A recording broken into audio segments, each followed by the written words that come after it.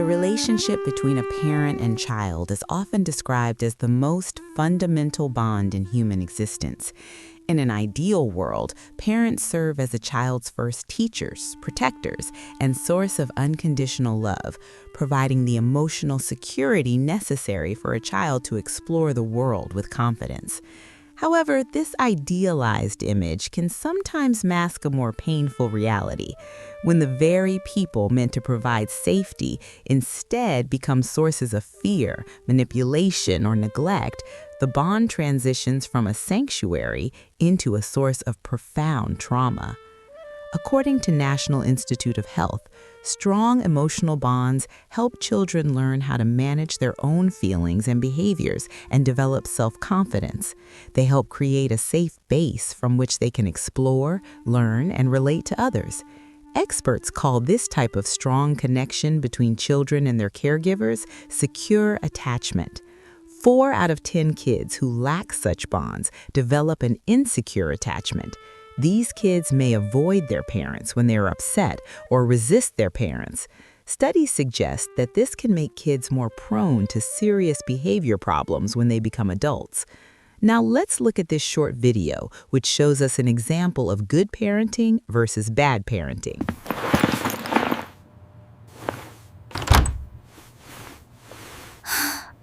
Looks like rain again. Maybe the tomatoes will water themselves. I wish our new neighbors joined our party last night. They would have enjoyed it a lot.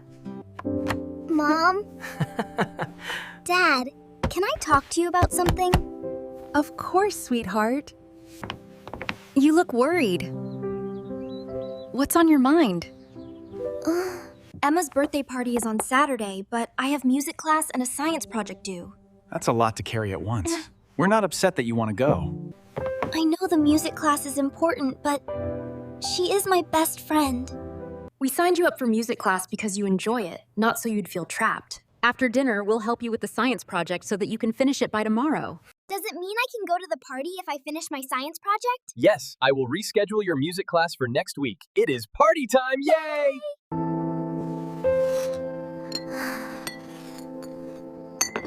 Okay, this short animated video shows some clear examples of good parenting. First one, active listening. The dad closed his laptop to show the daughter she had his full attention, and the mom also sat down to pay attention.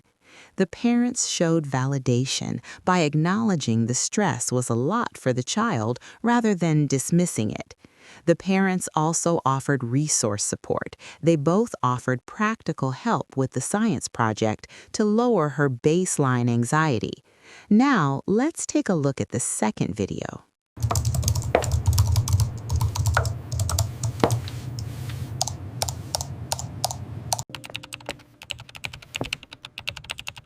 Mom? Dad, I need to tell you something. Make it quick. Can't you see? We're busy. Oh, this better not be about grades or any change of plans. There's a birthday party on Saturday, but I have music class, and my science project is due, and I'm struggling with it. So you want to skip responsibilities for a party this weekend? We invest a lot of time and money into your activities. Do you even understand or appreciate what we both do for you? I understand. I wasn't trying to be irresponsible. Good. Because responsible children don't put parents in these positions. You'll skip the party. We know what is best for you, honey. Now have dinner and start working on your science project. Okay. This video shows an example of how toxic parents behave around their children.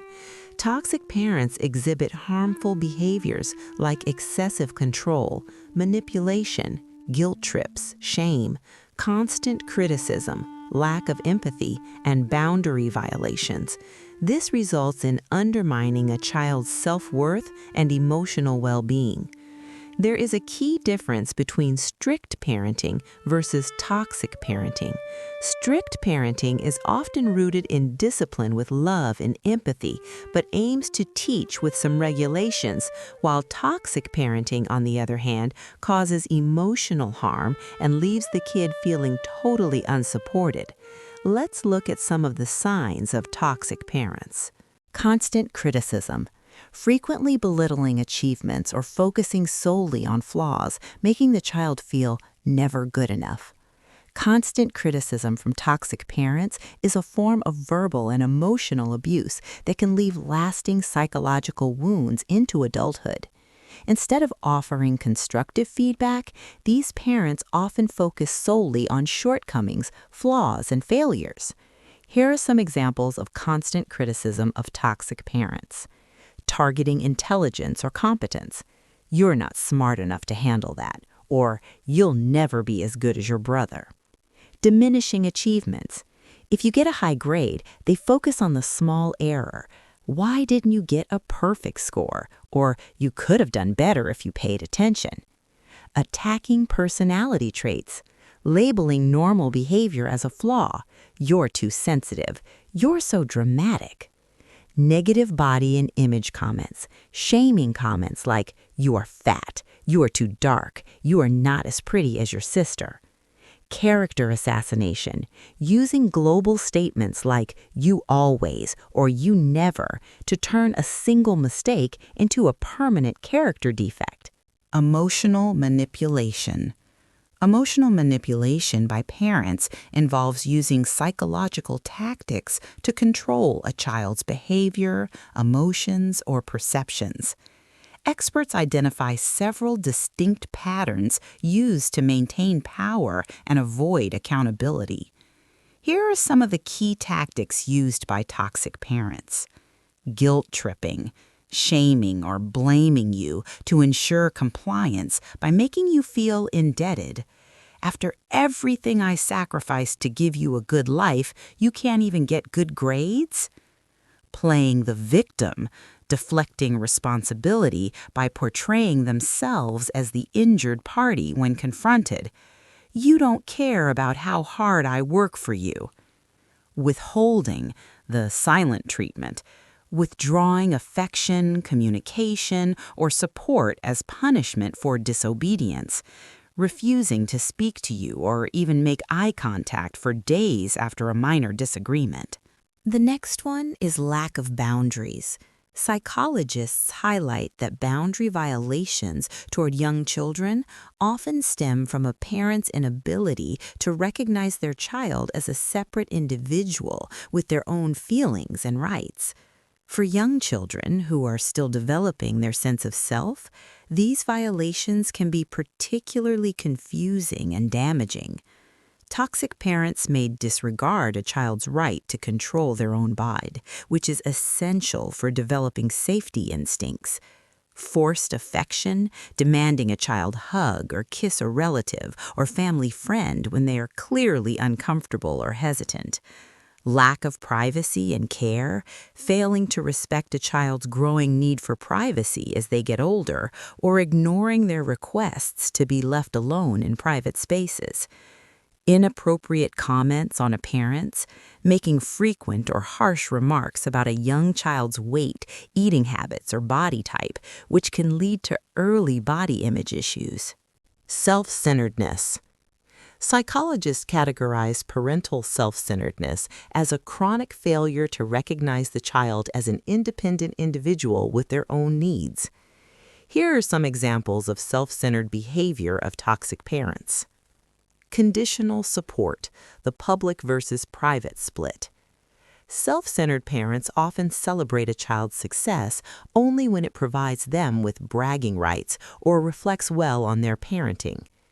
Example: attending your sports game to be seen as the supportive parent by others, but giving you the silent treatment on the drive home because your performance didn't win.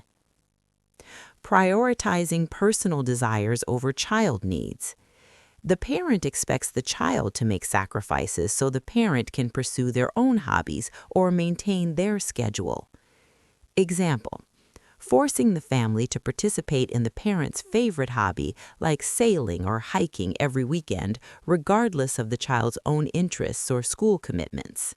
The next one is conditional love. Psychologists define conditional love from toxic parents as the withdrawal or granting of affection based on how well a child serves the parent's ego, values, or expectations.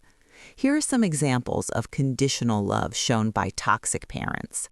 love withdrawal as punishment, withholding attention, affection, or even basic kindness until the child complies with a specific demand. Refusing to speak to or even look at a child for days because they chose a college major the parent didn't approve of. Affection linked to performance, providing praise and warmth only when the child achieves something that makes the parent look good to others. Being so nice and bringing treats only when you get straight A's, but becoming hostile or indifferent if you receive a B. The dangling carrot strategy, setting ever-shifting standards so the child is constantly chasing an elusive goal of good enough. If a child performs a dance perfectly, the parent's first comment is about a minor choreographic error rather than the standing ovation. The last one is verbal or physical abuse. Researchers emphasize that verbal abuse can leave mental health scars just as deep and long-lasting as physical abuse.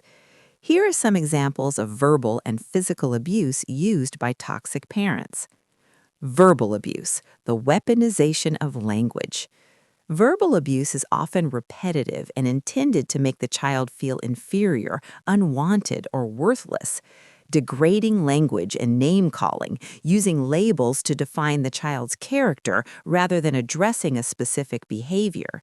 Regularly calling a child stupid, worthless, a mistake, or a burden. Public humiliation, intentionally shaming the child in front of peers, teachers, or strangers to assert dominance. Physical abuse, control through force.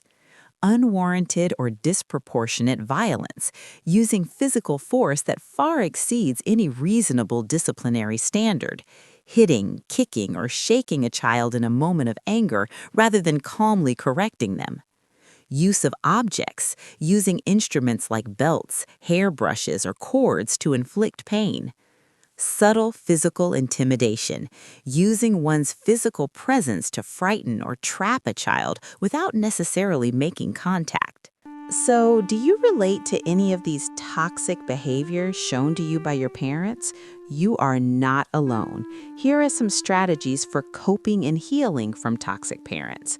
Number 1, set firm boundaries. Clearly communicate what behaviors you will no longer tolerate. Be prepared to enforce consequences, such as ending a phone call or leaving a visit if a boundary is crossed.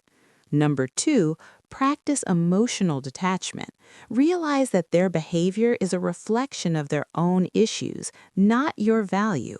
This is often referred to as detaching with compassion or the gray rock method. Number 3, stop trying to change them.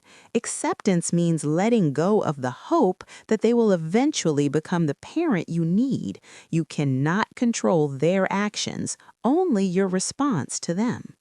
Number 4, limit contact.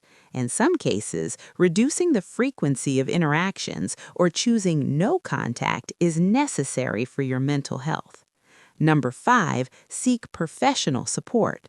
A therapist specializing in family dynamics can help you process trauma and build self-esteem.